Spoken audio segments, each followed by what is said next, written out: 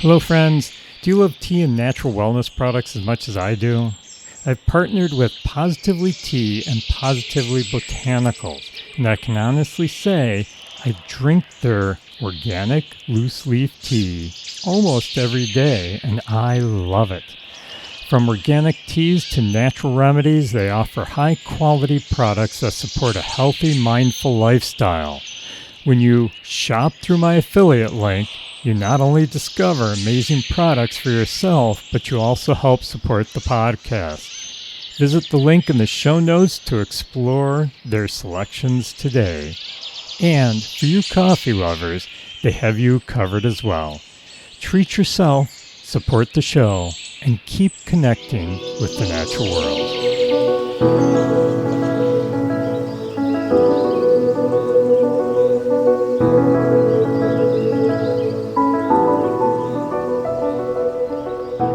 Welcome back, friends, to The Nature Wander. I'm Paul, your host. It's really good to have you back joining me today. Yeah, we're stepping into a world today where survival depends on chemistry, where tiny molecules can mean the difference between life and death. I know you're thinking this is a science fiction episode. No, it's not. This is real. I know it's a little dramatic here, but honestly, picture this, okay? You're hiking through a quiet forest. No sounds around except a few birds up in the trees. You've got the wind rustling a little bit through the leaves, and sunlight is filtering through those leaves. Everything feels calm, and it feels safe. But just off the trail, you notice a brightly colored frog sitting silently. And nearby, there's a vine that brushes your arm. It leaves a faint itch. And somewhere under a rock, there's a coiled snake. He's waiting, perfectly still. None of them are chasing you. None of them are aggressive. And yet, each one of these characters, they carry a powerful secret. They carry venom or poison. These are two words, venom and poison, that we often use interchangeably, but in nature, they mean very different things.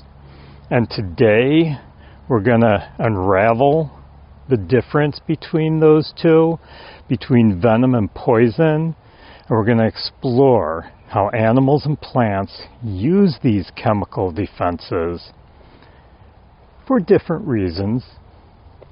So grab your hiking stick and let's wander through the natural world.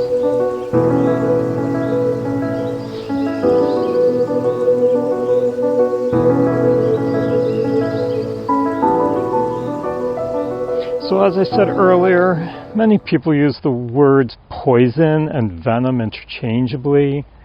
I know I always used to. I really didn't, when I was younger, I didn't know the difference. I thought they were the same thing, and most people do. And it's understandable. We often use those words interchangeably. Venom and poison. They kill, they harm, they stun. They're all the same thing then. No, they're not. Yeah, there is a difference. And I want to try to explain it as simple as I can, the difference. So let's start out with the simplest way to understand this difference. Okay, here it goes. If it bites or stings, okay, so if it bites or stings you and delivers toxins, it's venomous. If you bite it, or you touch it, and you get harmed, it's poisonous.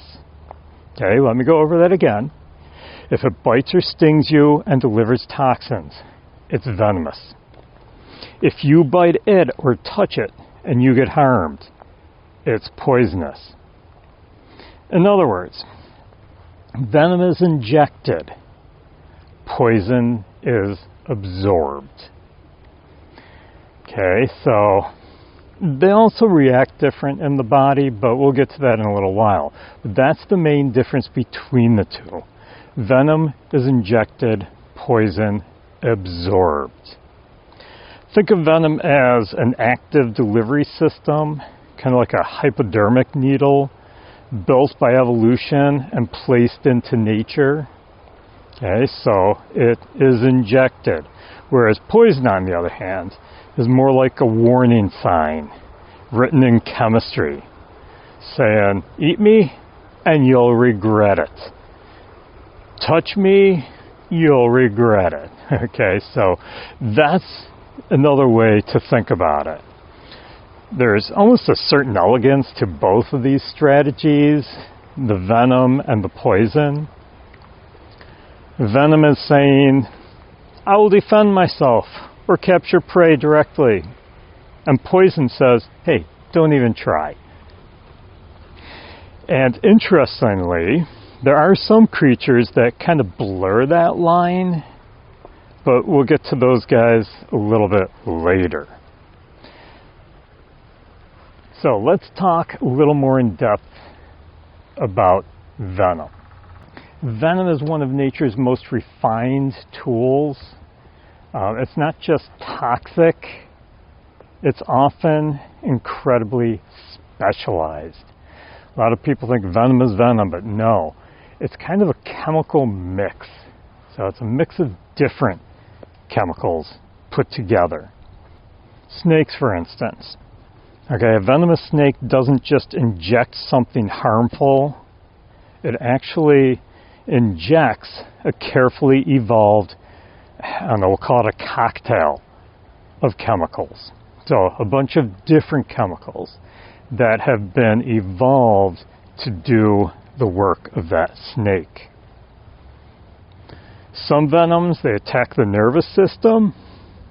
Those are pretty nasty chemicals there, because if they're attacking the nervous system, basically it's preventing you from being able to react to that venom. For instance, it can cause your heart to stop. It can cause your breathing to stop. So it's attacking the central nervous system. Basically, it's shutting down communication between the brain and the body, and that can be deadly. Usually is. Other venoms, however, they will actually break down tissue or disrupt blood clotting. It's less like a blunt weapon and more like a targeted biochemical strategy. So that's the two different types of venoms. They basically react in different ways because it's a concoction of different chemicals. And how the victim reacts to those chemicals, well, that will tell whether you survive or not, okay, and how you will react to it. So like I said, some of them will attack the central nervous system, while others attack tissue. Okay, they break down tissue. Then we get to spiders. I know you all love spiders, right? Oh, my wife, I don't know how many times she calls me and tells me to get rid of a spider out of the house. And I keep trying to convince her. It's like, most spiders in our area are harmless to us. They are actually helpful to us because spiders, they will kill some of the insects that are harmful to us. They eat those insects, but she wants them all out of the house. So anyhow, spiders, they use a venom to liquefy the insides of their prey. I know, it sounds disgusting and maybe a little dramatic that they're injecting a venom to liquefy the inside of their prey. It really is kind of disgusting and dramatic, but it's also very efficient. You see, a spider can't chew. It doesn't have the teeth, the mechanisms to chew its food. So, it has to turn its meal into something that it can drink instead. So if you can't chew, you got to drink it. So that's why a spider uses its venom to basically liquefy the innards of its prey. Now, we usually think of venomous animals as being on land, I don't know, it always seems like we forget about the animals that are in the ocean or in the water. And there are some venomous animals that are in the water. I mean, out in the ocean, venom takes on an even more surreal form. For instance, the cone snail. The cone snail actually fires a microscopic harpoon. Since we're talking water, I'll use the term harpoon. And it's loaded with venom that actually paralyzes fish almost instantly. There's no chase, no struggle, just a single precise strike. That harpoon goes right into the animal and it's paralyzed. And it gets its dinner. So, I'm sure you've seen jellyfish, haven't you? Even if you've just seen them in an aquarium or you've seen them in the movies. I actually got a chance to see jellyfish firsthand several times, as a matter of fact. But I always remember seeing them when I went to visit my uncle and aunt. They lived on Long Island, and we used to go on their boat and out into the water. And when we were there, we used to, me and my brother and my cousin, we would just kind of hang off the front of the boat and just watch the water. And we used to see a ton of jellyfish there. And they're so cool. But we're warned, don't put your hands in the water. And the reason is these very delicate looking animals that are drifting through the water, and they almost look ghost-like. They're armed with thousands of tiny stinging cells that fire on contact. So as soon as you touch them, that venom is stinging you. This is a venom that they're using.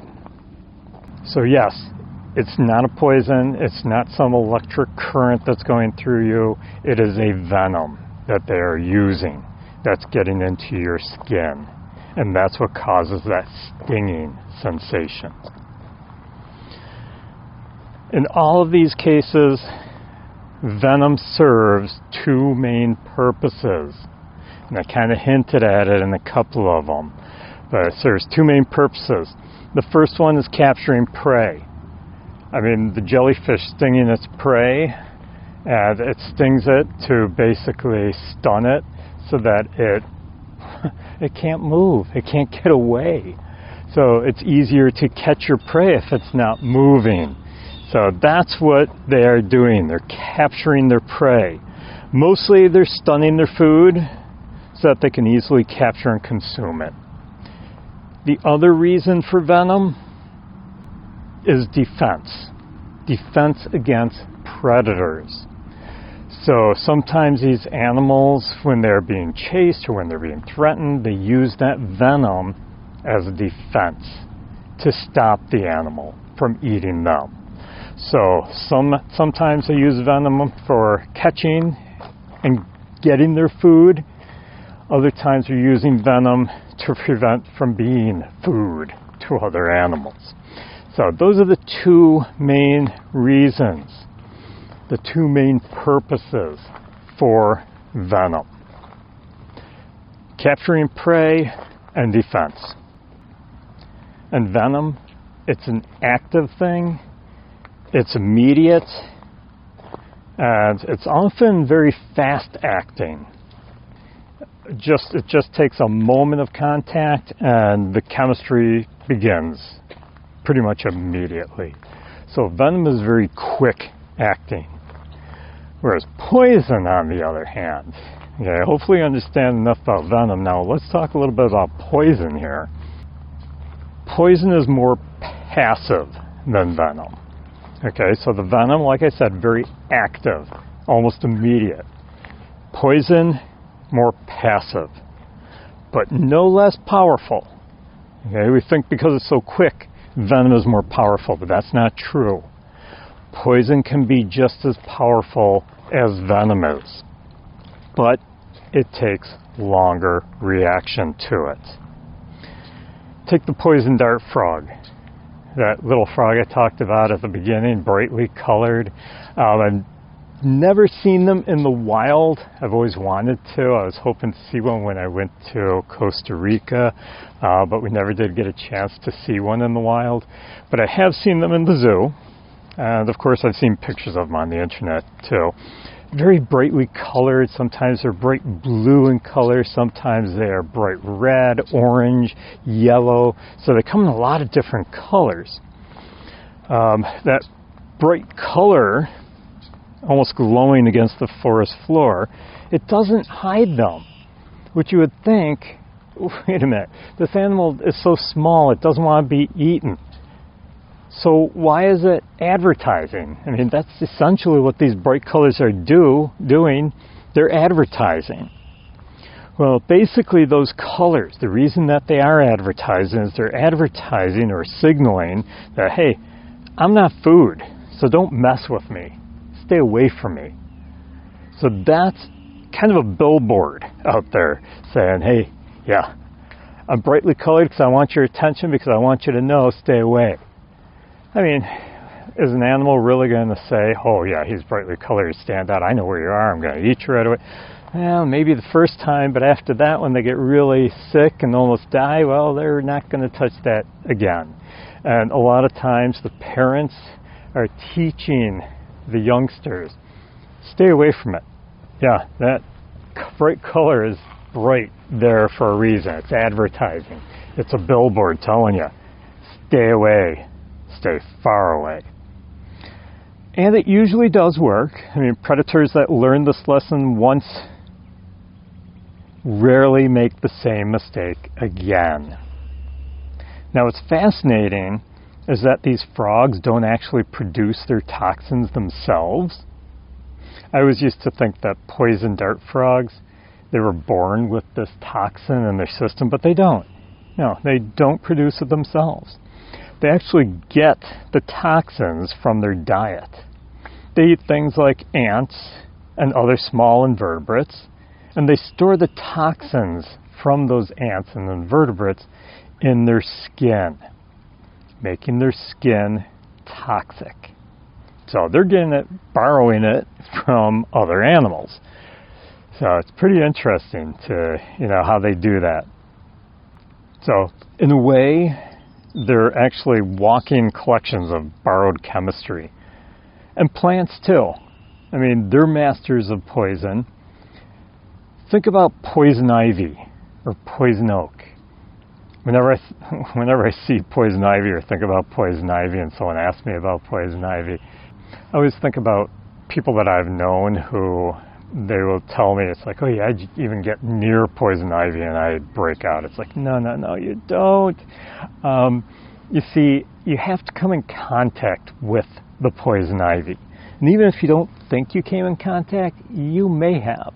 Maybe you walked through a patch of poison ivy and it was on your shoes, and when you took your shoes off, or your socks, and you took your socks off, the oils in the poison ivy in the plants,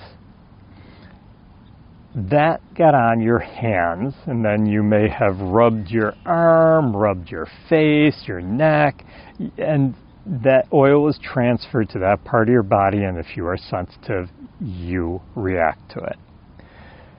That oil is called urushiol, and that oil is in it even after the plant dies, so be careful.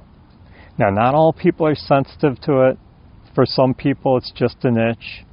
For others, it's a full-blown rash, and it can last for weeks. And then some people, like myself, there's no reaction at all. I mean, I have walked through poison ivy, not knowing it. I've touched poison ivy accidentally, and now that I know I'm not sensitive to it, I touch it on purpose sometimes, just to show people. But I'm not sensitive to it, so I just don't react. It doesn't mean I never will. No. I could build that sensitivity to it. So maybe next year I could touch poison ivy and break out like crazy. I don't know. So anyhow, poison ivy, it's got the oils in it. It doesn't shoot some dart out with it. It doesn't spread the oils in the air unless you're burning it, and then you have it in the air and you breathe it in, and that's not good because then it gets in your lungs and it can do some damage to your lungs. So yeah, don't do that.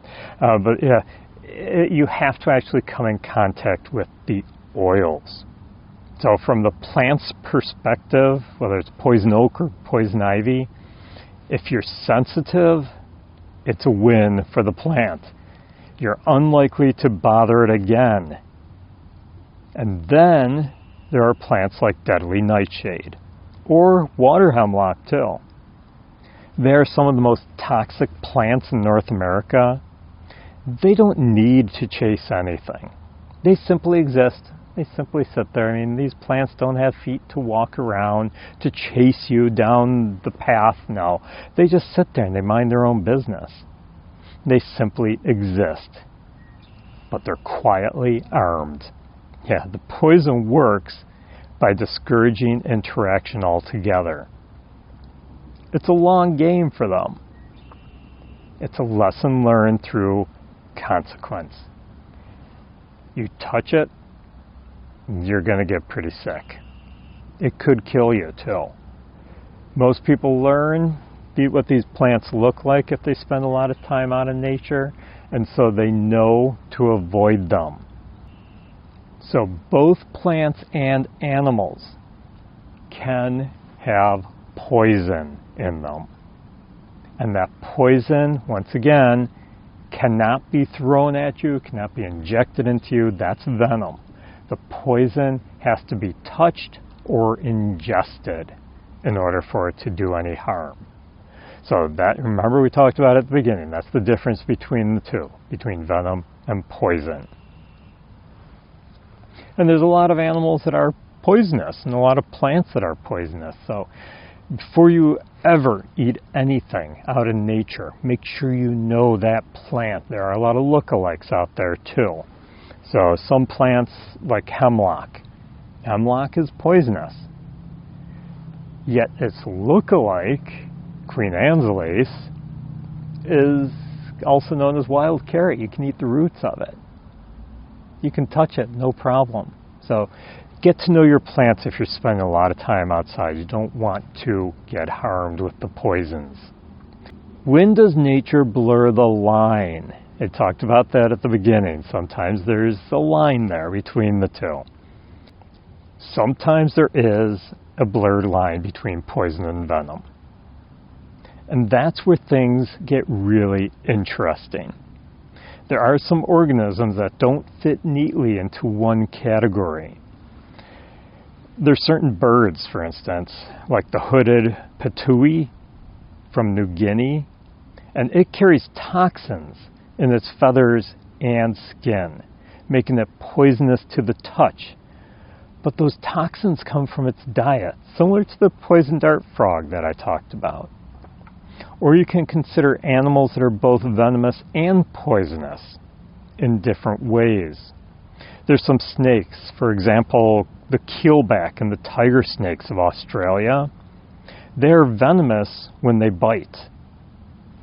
But if consumed, their tissues can also be toxic under certain conditions. I once saw one of these survivalist shows, which I really hate them, but they're kind of comical to watch sometimes, I guess. I just know, man, you've got a cameraman right there. You know, if you're in any danger, they're coming in with a helicopter to rescue you. So, I mean, it's good that they're teaching you what to avoid, but, I mean, they're purposely finding these things, and it's all for show and for ratings. But anyhow, I saw this one survivalist show, and don't ask me what show it was because I don't remember. Like I said, I don't watch a lot of them because I don't like them very much, but I do watch them every once in a blue moon. I haven't watched one probably in like 10 years or so. But anyhow, I was watching this show, and the guy was in, I think it was Australia or somewhere tropical, and anyhow, he found a snake, killed it. It was a poisonous snake, and he knew it, but he is the first food he had found in a while, supposedly. This is, like I said, this is one of the reasons I don't like these shows, because I'm sure there was more food around. But so he was explaining how you have to cook it to a certain temperature, and you have to make it so it's almost charcoal to burn all the poisons out of it and the toxins out of it. He's lucky he didn't get bitten by it, because it was venomous too. And yeah, so he went through all of that, and it was interesting to learn about it. But it was probably one of those two snakes, either the keelback or the tiger snake. So he was in Australia, I believe. So yeah, those are some of the guys who kind of ride the line there, that blurred line between venom and toxins, or sorry, venom and poisons. Anyhow, then there's the concept of sequestration. Okay, which are organisms taking toxins from their environment or food and using them for their own defense, such as the frog we learned about. There's another one that's very common, another insect that's very common who does this. You probably know him, you've probably seen him, you've probably handled him too. The monarch butterfly. You often find monarchs around milkweed. I just planted a bunch of milkweed last year in my yard to attract monarch butterflies. And you're probably wondering, well, wait a minute, I've handled monarchs before. So have I. I've handled them a lot. Just don't eat them, because they are toxic to eat. You see, they don't have the toxins built into them. They're actually designed to eat milkweed and not get sick from the toxins in milkweed. Milkweed has a lot of strong toxins in it. If you handle milkweed a lot, you're going to find your fingers will start burning because of the toxins in it. A old folklore remedy, if you have like planter's warts, put milkweed on it. The white juice, milk from the milkweed plant. You put it on the planter's wort and it starts eating away at it. And over time, I mean, it takes weeks, but over time, the wort is basically gone from the toxins. Got some company here, the geese. But that scared me a little bit. They're right behind me. Oh yeah, anyhow. So monarch butterflies, they don't have toxins built in. Instead, they get it from their food.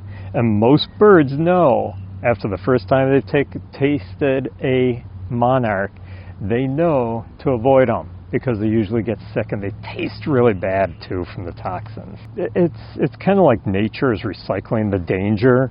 It passes it on and up through the food chain. So most venomous animals are not poisonous if eaten. Venom is designed to be injected, not ingested. Your digestive system usually neutralizes venom. But remember, there is that line. Not many species, but there are a few. So, if you have a venomous animal and you kill it, survival situation, yes, you can eat it safely. Most of the time. So, I would advise against it anyhow. Don't get near the venomous animals to begin with. So why does all this matter in the wild? I mean, understanding venom versus poison, it's not just trivia. Although it's a pretty good way to win a trivia at a bar or something, as long as that question comes up about poison and venom. But anyhow, it can shape how we interact with nature. If you know something is venomous, are you going to go running over to it or provoke it? No, you're not. You're going to avoid provoking it. You're going to try to stay your distance from it. I mean, I saw a rattlesnake, which I knew was venomous. I actually came across a rattlesnake on the trail once. And it was actually my brother's dog who found it. It didn't find it. It was actually just walking ahead of us and on the trail, and I noticed it. I saw the movement, and I'm like, whoa, wait a minute, everyone freeze. And my brother saw it and pulled his dog back, and everyone just let the rattlesnake go across the trail. None of us were taking sticks and poking it at it. We tried to keep the dog away because the dog wouldn't have known and probably would have gone and tried to play with it and would have been bitten. So, I mean, if you know it's venomous, we're going to avoid it. We give it space. If something is poisonous, you avoid touching or consuming it. I mean, I know a lot of poisonous plants, and when I see one, I'm not going to touch it. I mean, even poison ivy, like I said, I have touched it before, usually by accident. But I don't purposely, most of the time, I don't purposely go up and try to grab it. I don't know about poison oak. I know what it looks like, and I have seen it. I avoid it. I don't try to touch it. You know, I just try to avoid it because I've never touched it, even accidentally, and I don't want to find out if I'm sensitive to poison oak. So we usually avoid touching and consuming any plants that are poisonous. But beyond safety, there's something deeper here. Okay, these adaptations, they're kind of like stories. They tell us about evolution, about pressure and survival, about the constant negotiation between predator and prey. Venom and poison are not evil like everyone thinks. They're not bad things. They're actually solutions. They're elegant, complex, and incredibly effective solutions to the challenges of staying alive. It's tough out there in nature. So the next time you're out in nature and you see something brightly colored or something still and watchful or just a plant brushing your leg, take a moment. Look closer, because beneath the surface, there's an entire world of chemistry at work. Silent strategies and visible defenses. Nature doesn't always roar or chase. Sometimes it whispers. And sometimes that whisper carries a powerful message. Basically saying, hey, respect me. Now, before I close today, I want to mention my new online classes. They're self-paced and easy to understand. Adding new classes on a regular basis, especially this summer. So keep checking back for new offerings, everything from survival skills to hiking safety. I'll leave the link to the class's webpage in the show notes, so be sure to check them out. I'm trying to keep the price reasonable as well. It did take me a lot of time and effort to put these together, though. I hope you enjoyed listening today. Be certain to share the podcast with your nature-loving friends so that they, too, can learn more about the natural world around them.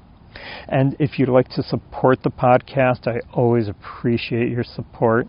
I'm very thankful for all of you just listening. Thankful that you listen. But if you want to support me in more ways, visit the show notes for a link to my Ko-Fi page. You can also support the podcast by purchasing awesome items at my online merch store. And if you like to journal your wanderings through nature, be certain to purchase a Nature Wanderer Nature Journal. All the links are in the show notes, so make sure you check out the show notes. Well, I hope you enjoy the rest of your week. Stop back in a few weeks for another episode of the Nature Wanderer podcast. And have a great one, and keep exploring the nature around you.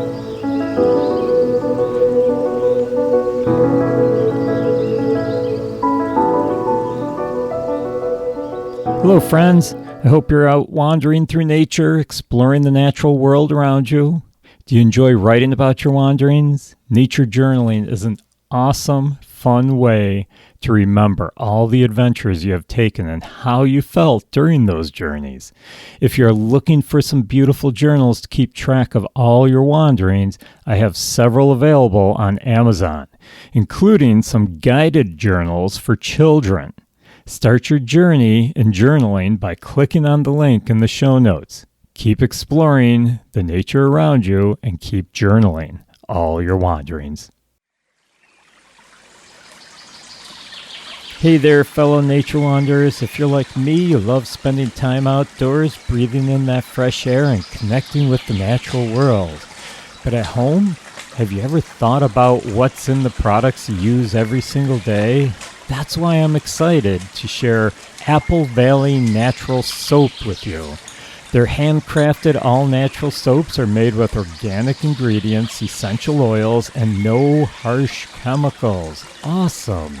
So they're not only great for your skin, but they're safe for the planet. And they don't just stop at soap. Apple Valley Natural Soap also carries a full line of natural skincare products, including shampoos, body butters, facial bars, and more. All designed to nourish your skin without synthetic ingredients. You can't beat that. That's just awesome. Whether you're hiking in the woods or just winding down after a long day, their products bring a little bit of nature right into your home. And the best part? By supporting Apple Valley Natural Soap through the Nature Wanderer, you're also supporting this podcast. Just head to the show notes and click on the link for Apple Valley Natural Soap. So go ahead, treat yourself and the environment to something better. Your skin and Mother Nature will thank you.